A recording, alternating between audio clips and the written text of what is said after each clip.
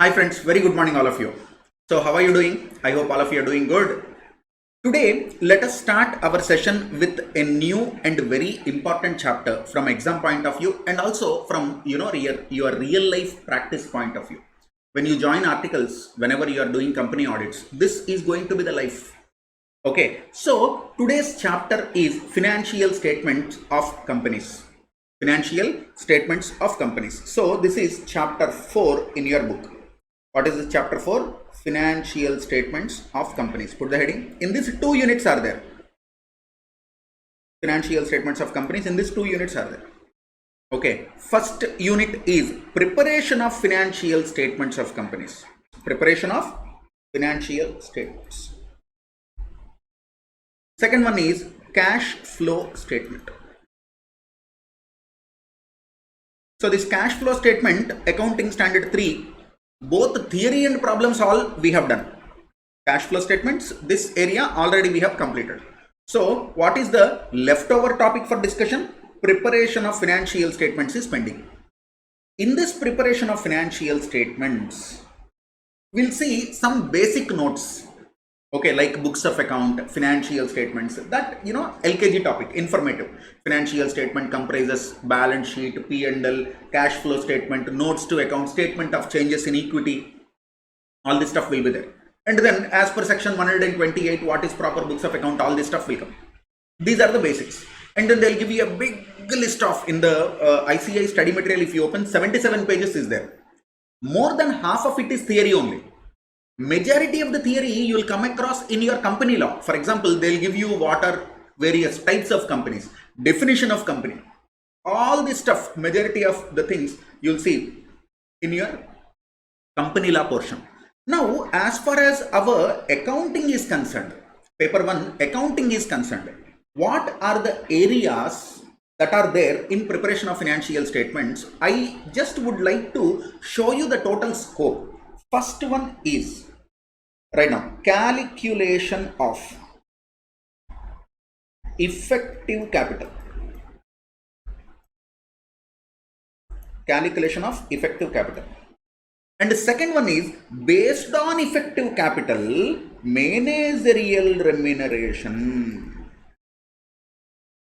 Section 197, Section 198, Schedule 5 to the Companies Act, all these things we'll see. In case of adequate profits the company has, how much of managerial remuneration can be given. In case of inadequacy of the profits, how much of managerial remuneration can be given without, central government's approval or shareholder special resolution, all these kind of things we'll see. So this is 2.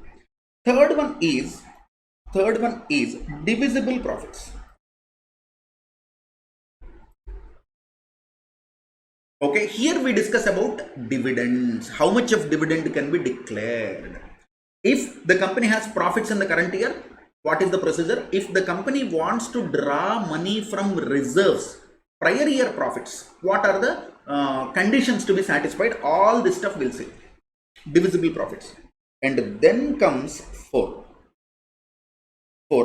Schedule 3. And then preparation of P&L, then preparation of balance sheet. Okay, rather balance sheet first, P&L second. Preparation of balance sheet and preparation of P&L. There are so many problems on preparation of balance sheet, and there are few problems, 1-2 problems on preparation of P&L, and then there are problems where they give you huge chunk of data and they'll ask you prepare P&L and balance sheet. So together you need to prepare P&L balance sheet. You understand? That's all. Once you do this, this chapter is over. So without wasting time, shall we go and understand what is effective capital first? Shall we start the chapter? So put the heading, calculation of effective capital. Calculation of effective capital for managerial remuneration. Calculation of effective capital for managerial remuneration. If you look at this chapter, look here. This is accounting, but they have given all the types of companies. Companies limited by guarantee, section 221. Companies limited by shares, section 222. Foreign company, government company, one-person company, private company. All this blah blah blah is given. And after that, section 128 is given. This you might have studied in your law also and auditing also. What constitutes proper books of account? Section 128. Financial statement section 129, accounting standards 133. Okay, all these things you might have studied. Okay, so you can just run through it without wasting time. As per section 128 of the Companies Act 2013, every company should prepare and keep at its registered office books of account and other relevant books and financial statements on accrual basis and according to double entry system of accounting for every financial year, giving a true and fair view of the affairs. That's all, and that is elaborated in case of branch office what to do. Then statutory registers, this also you have studied in your company law portion. Register of investments, register of charges, register of members, debenture holders, security holders, minutes book, then register of contracts or arrangements with the directors, and the interested parties 189, then register of directors and key managerial personnel and their shareholding 170, register of loans and investments. So all these books are to be maintained. Then all this annual return, final accounts. So here section 129 will come, trading P&L account, balance sheet, etc. Do you remember section 2 subsection 40 explained by your law teacher what constitutes financial statements? Financial statements include, look here, financial statements as per section 2 subsection 40 include balance sheet, P&L, cash flow statement, statement of changes in equity, explanatory notes, notes to accounts. That's all. That's all. Then this is the diagram they have given. This is what we have discussed just now. Okay, just have a look at it.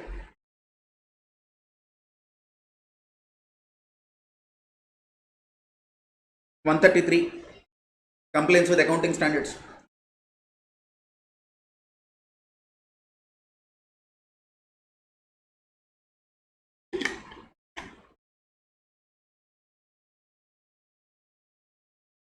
Then statutory requirements. This is the major area. Schedule 3 of the Companies Act. Okay, then they have given certain examples 1, 2, 3, 4. This we'll see later. First, let us go to effective capital. Okay, managerial remuneration. They gave lot of stuff. Put the heading effective capital. First, we'll read effective capital and then we come back. Effective capital. Explanation 1, somewhere explanation 1 will be there, that speaks about effective capital. This one. So guys, first read the para. For the purpose of section 2 of this part, effective capital means 1. The aggregate of paid up capital excluding share application money, share premium account, reserves and surplus excluding revaluation reserve, long-term loans and deposits payable after 1 year excluding working capital, overdraft, interest due on loans unless funded, bank guarantee, etc. and other short-term arrangements as reduced by aggregate of any investments except in case of investment company, accumulated losses, preliminary expenses not written off. Pawan sir, what is this? Read it. We'll prepare a table so that it will be easy for us. Okay, just all of you read the para once again. I'll give you 10 seconds, 15 seconds of time. Read the para once again, all of you.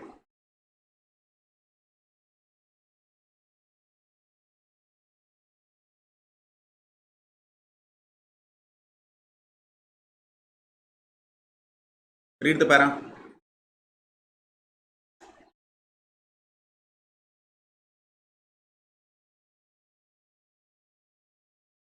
Okay, under that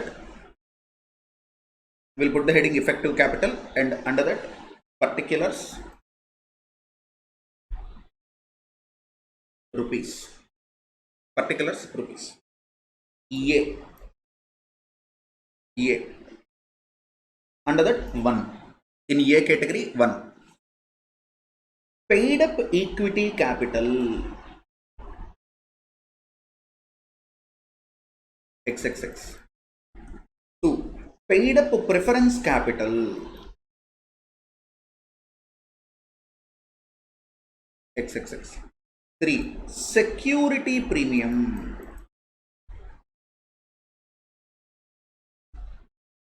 XXX. 4. Reserves in brackets other than, in reserves don't consider revaluation reserve, reserves in brackets other than revaluation reserve, reserves other than revaluation reserve. Okay, in these two cases also, note 1, don't consider share application money, don't consider share application money, reserves and surplus. Then long term loans and deposits, long term loans, here note 2,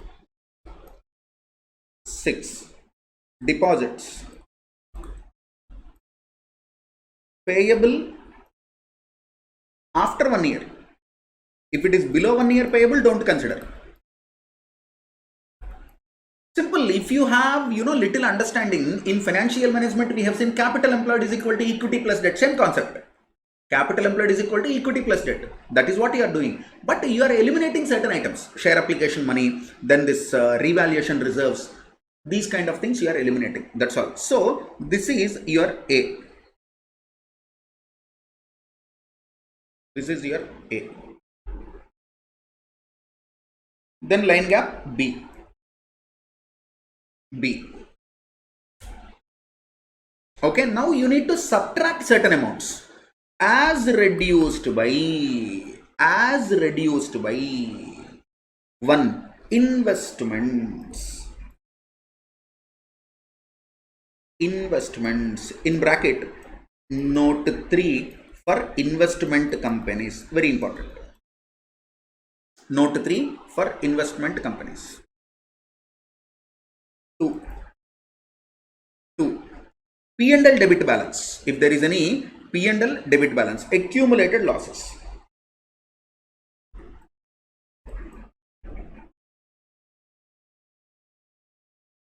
XXX. 3. Preliminary expenses written off. Not at written off. Preliminary expenses not at written off. Now this heading should not be there because preliminary expenses not at written off concept is not there now. So you'll write off it to P&L account. If at all something is given, you'll take it here. Then add this 3, put it in outer column, subtract it from A. This is, first one is subtotal A, second one is subtotal B. First one is subtotal A. This is subtotal A. This is subtotal B. Now C effective capital is equal to A minus B. So based on this effective capital, how much of managerial remuneration can be paid will be decided. So why are we calculating effective capital? Step 1, we calculate effective capital. Step 2, based on the effective capital, we'll decide how much of the managerial remuneration can be paid to the directors of the company. You understand? That's all. So don't you think life is simple now?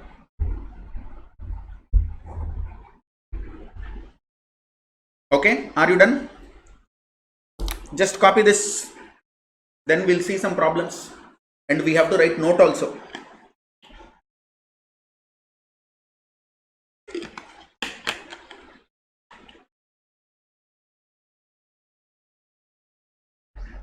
One. Write down notes.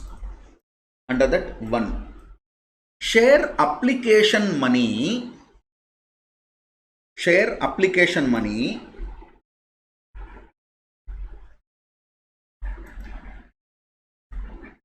or advance account or advance against shares should not be included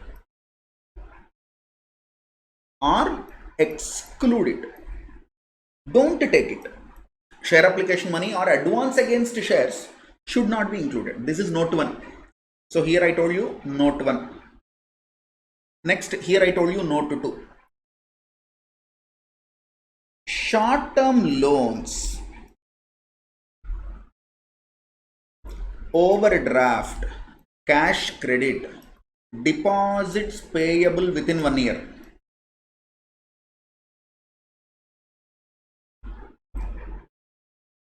are not to be included. Are not to be included. These are to be excluded. Okay. Then note 3, very important. Note 3. Investment company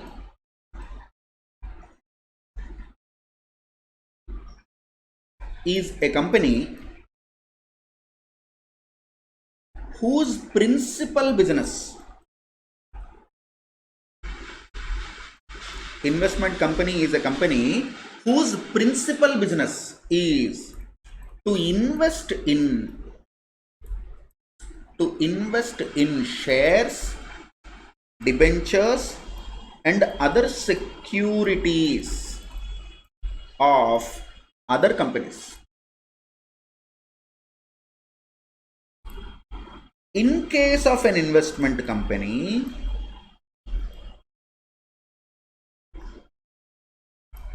while calculating,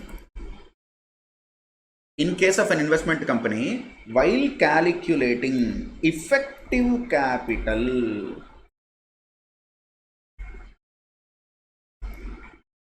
in case of investment company, while calculating effective capital, investments should not be reduced as given in B1 in above pro forma. In B1 above pro forma, investments, you are reducing investment. B1 investments you are reducing. If the company is investment company, then we will not do that. Why? Simple. If it is a manufacturing company, capital employed will be represented by property, plant and equipment. If it is a software company like a stuff or pharma company, majority of the capital employed goes to research and development and patents. But if it is investment company, capital employed is represented by investment in other companies only. No, if I am a mutual fund company or if I am any other type of investment company, what will be my capital? Whatever the capital is, it is invested in other company. If you subtract that, my effective capital will be 0. You understand? So you should not do that. In case of investment companies, don't subtract investments in other companies while calculating effective capital. That's all. Note 1, 2, 3. Khatam. Okay. So this is explanation 1. Okay. Now based on this, shall we see some problem?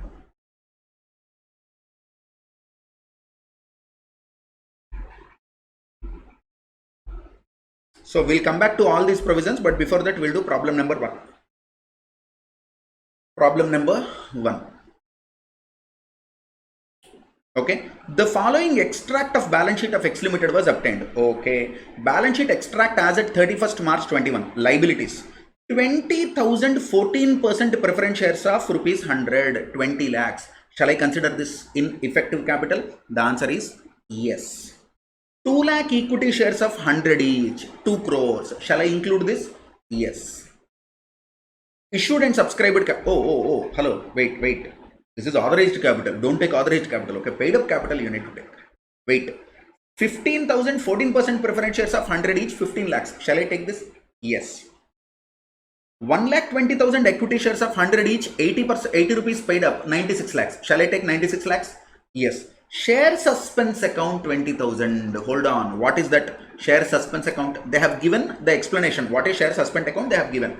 Okay. It is nothing but share application money or money received against share issue. So that 20 lakhs should not be considered. Ignore. Capital reserve 1,95,000. Pawan sir, shall I take capital reserve? All the reserves are to be taken. All the reserves except revaluation reserve. So total capital reserve 1,95,000. In that revaluation reserve is 1,50,000. So you will take only 45,000. Then security premium 50,000. Take it. Then secured loans 15% debenture 65 lakhs. Take it. Unsecured loans, public deposits 3,70,000. Take it. Cash credit from SBI short term 4,65,000. Don't take it. Short term will not take. Current liabilities, trade payable 3,45,000. Don't take it. That is not effective capital. That is only, current liability.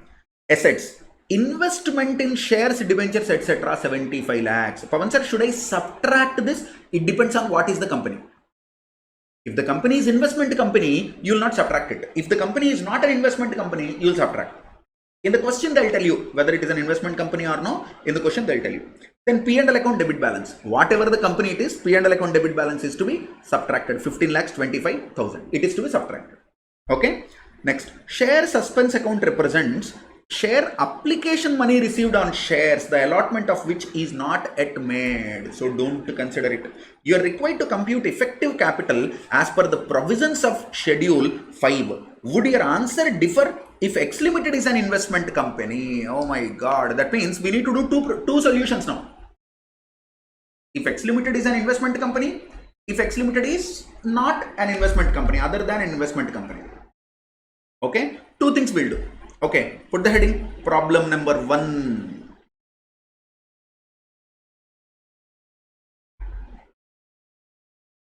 Put the heading problem number 1.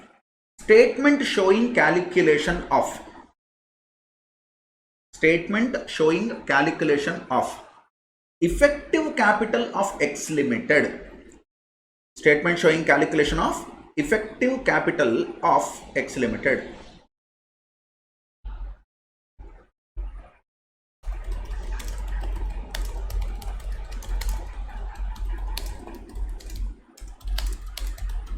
Particulars: if X Limited is an investment company, if X Limited is not an investment company. So if X Limited is an investment company, if X Limited is not an investment company. So we are solving problem in two cases, case 1, case 2.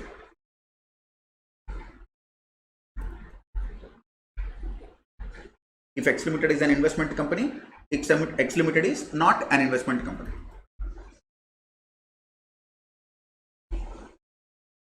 Okay. You can write down rupees in lakhs. Rupees in lakhs. Or you can put rupees also. Amount in rupees also you can put. Or rupees in lakhs also you can put. So where is the problem? This is the problem.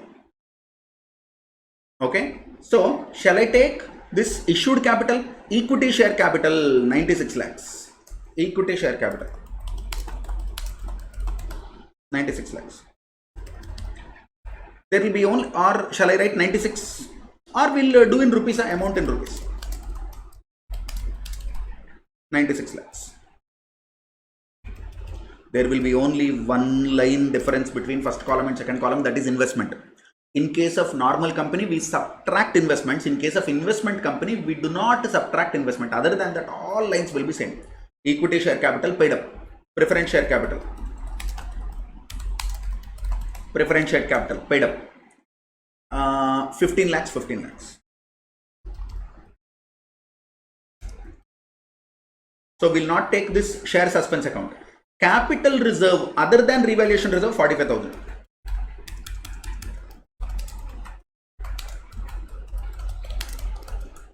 $45,000. Security premium 50,000. 50,000. Securities premium 50,000. Security premium 50,000. Secured loans 15% debenture 65 lakhs. 65 lakhs. 65 lakhs. Public deposits 3,70,000.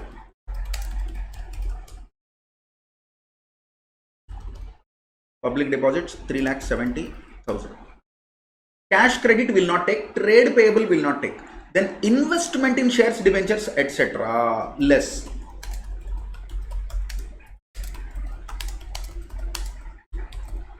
Okay, so in first column, X Limited is an investment company. So here X Limited is an investment company, so I will not reduce. If X Limited is not an investment company, then I reduce 75 lakhs from here, minus 75 lakhs, minus 75 lakhs. Then P&L account debit 1525 minus 1525. This is P&L account debit balance.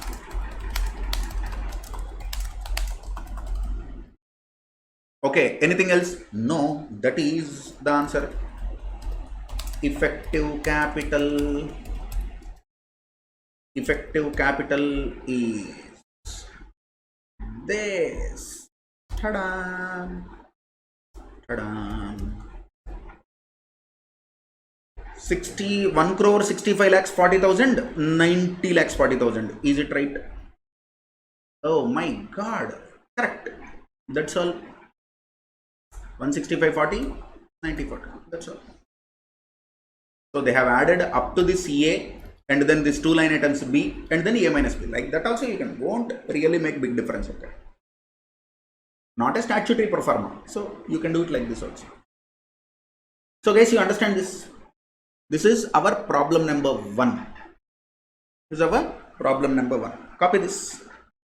Ask me if you have any doubts.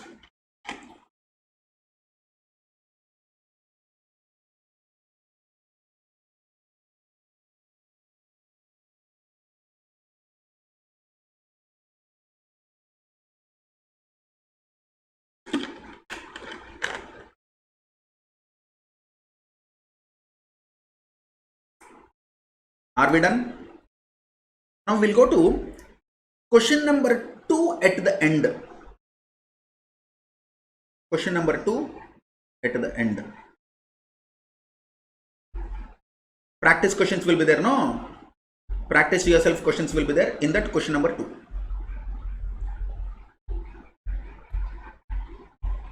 We'll go to the end question number 2, page number 57. Question number 2, page number 57. The following extract of balance sheet of Star Limited non-investment company was obtained. Non-investment company. Authorized capital is given 60,000 preference shares 60 lakhs. 6 lakh equity shares 6 crores. So total capital is 6 crores 60 lakhs. But that is authorized capital. Issued and subscribed capital 45,000 preference shares 100 rupees each fully paid 45 lakhs. 3,60,000 equity shares of 100 rupees each, 80 rupees paid up, 2 crore 88 lakhs. Share suspense account 60 lakhs. Reserves and surplus capital reserve 5,85,000. In that 4,50,000 is revaluation reserve. Now student will say, Pavan sir, I understand one thing, sir. All the numbers are multiplied with 3, sir. Correct, sir. In the previous question, whatever the numbers are there, multiply with 3, this question will come. Okay. So, public deposits 11 lakhs 10,000, cash, credit, loan from SBI, short term 3 lakh 95,000, trade payable 10 lakh 35,000, investment in shares and debentures 2 crores 25 lakhs, profit and loss account debit balance 45 lakh 75,000. Share suspense account represents application money received on shares, the allotment of which is not yet made. You are required to compute effective capital as per the provisions of Schedule 5. Would your answer differ if Star Limited is an investment company? This is the question. Shall we do it? Yes. Okay, what shall we do? Ta-da. You need to do it again, okay. So, equity capital 288. Okay, 288 or 2 crores 88, 1, 2, 3, 4, 5. Preference capital 45 lakhs.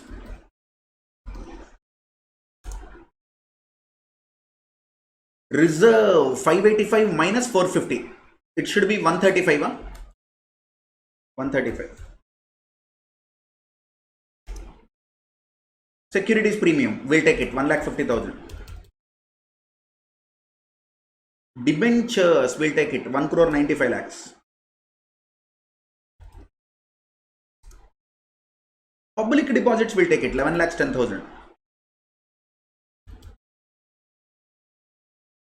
investment in shares and debentures. Our first column is if Star Limited is an investment company. If it is investment company, we will not subtract it. If it is a non-investment company, minus 225.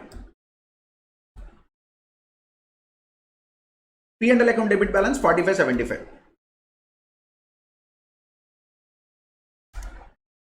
So this is the answer. चलो देखेंगे.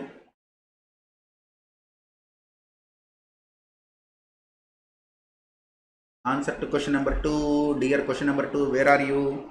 4 crores 96 lakhs 20,000. Correct. 2 crores 71 lakhs 20,000. Correct. That's all, Your Honor. They are putting first column second, second column first. Whatever it is, same now. So guys, you understand this? We have completed 2 questions. So if you remember, I started with this. The scope, calculation of effective capital. This area is over. Now we have to go and learn managerial remuneration. Are you ready? Shall we go to step 2, managerial remuneration? Okay, so part 1 we have calculated, we learned how to calculate effective capital. In session 2 we'll take a very quick break. After the break we'll see how to calculate managerial remuneration. Okay, just 5 minutes break we'll take, and after that we'll see managerial remuneration.